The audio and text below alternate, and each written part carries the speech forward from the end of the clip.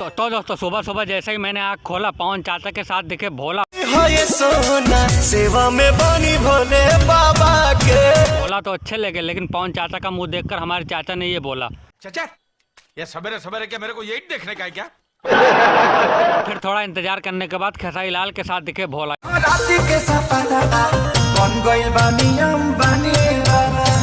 इस बार चाचा ने हमारे खेसारी लाल और भोला को देखकर ये बोला, भगवान कसम क्या प्रोग्राम दिखा दिया तूने।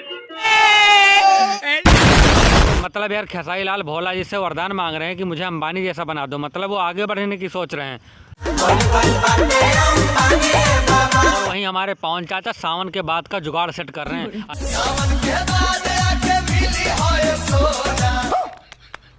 अरे चाचा अब तुम्हारी उम्र हो चुकी है, ढोड़ी चोली का चक्कर छोड़ो, भक्ति उक्ति में मन लगाओ। अच्छा दिन सलाह कोई नहीं तो फिर सोच लिया अपन। हाँ और लाइक व्यूज के बारे में बात करें तो खेसारी लाल के गाने पर देख लो कितना व्यूज आया, कितना लाइक आया है। वहीं हमारे पवन चाचा के गाने पर देख लो कितना लाइक आया, कितना व्यूज आया है। अभी थोड़ा सा इंतजार करो, थोड़ी देर बाद पवन चाचा की नाजायज औलादे अपना साड़ा सा मुंह लेकर आने लगेंगे यूट्यूब पर। यही कहने लगेंगे पापा ने रिकॉर्ड बना दिया, पापा ने लकीर तान दिया। और सुन बेटे कहीं लकीर ना तनी ना तो कुछ और तान कर तेरे पिछवाड़े में डाल देंगे।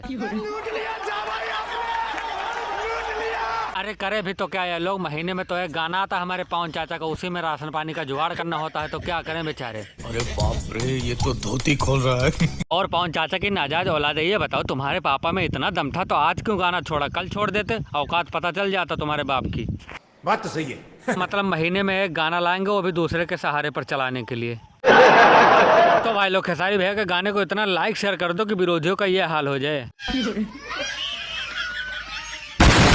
लेकिन यार मुझको ये समझ में नहीं आता, महीने में हमारे पवन चाचा एक गाना लाते हैं तो बाकी दिन घर पर बैठ कर क्या करते हैं यार।